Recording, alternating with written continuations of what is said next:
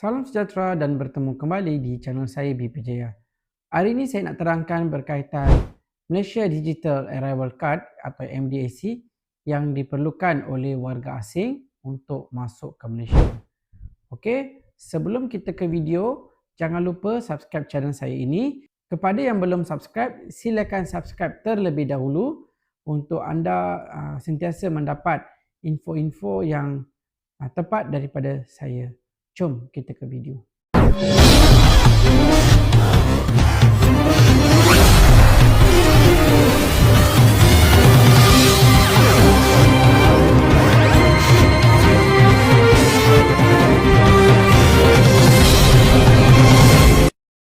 Bermula 1 Januari 2024, warga negara asing yang hendak masuk Malaysia diwajibkan untuk mengisi Malaysia Digital Arrival Card atau MDAC.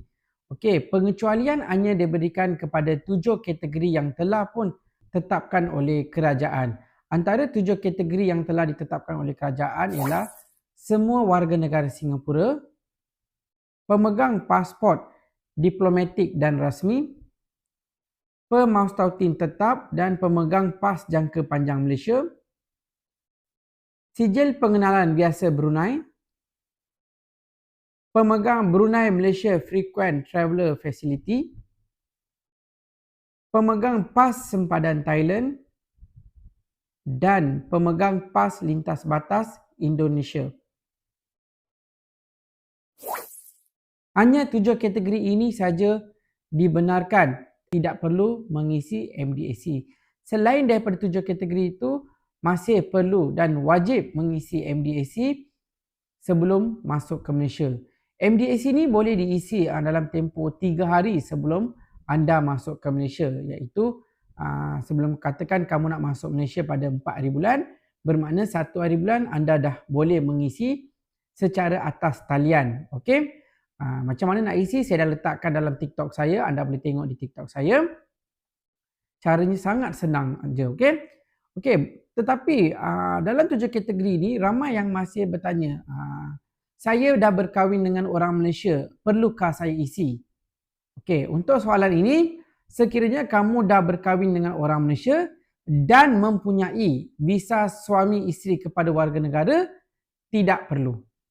Tetapi kamu dah berkahwin dengan warga negara Malaysia, tidak ada pas jangka panjang, baru berkahwin belum ada pas jangka panjang, maka kamu wajib isi.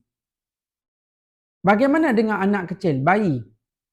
Sekiranya bayi itu status bukan warga negara ataupun tidak mempunyai apa-apa pas jangka masa panjang, wajib isi. Contoh, pelancong Indonesia nak masuk. Mereka membawa anaknya berusia 3 bulan. Maka anak itu pun wajib mengisi MDAC.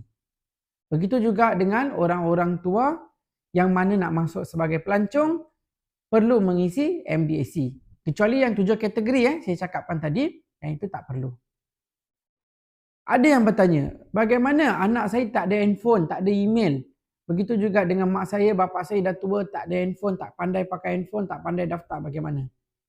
Tidak ada masalah.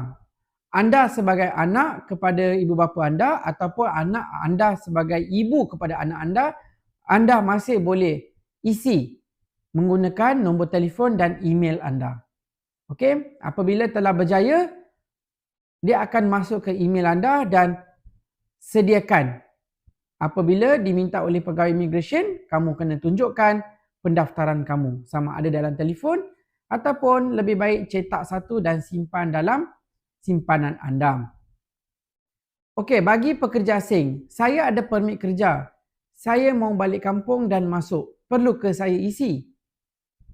Permit kerja adalah suatu pas jangka masa panjang dan tidak perlu isi. Seperti mana yang saya kata, pemegang pas jangka masa panjang tidak perlu isi. Yang mana ada permit, pas pelajar jangka masa panjang, pas resident, PR, visa isteri atau suami kepada warga negara dan apa-apa pas jangka masa panjang tidak perlu isi. Kalau tak ada, baru perlu isi.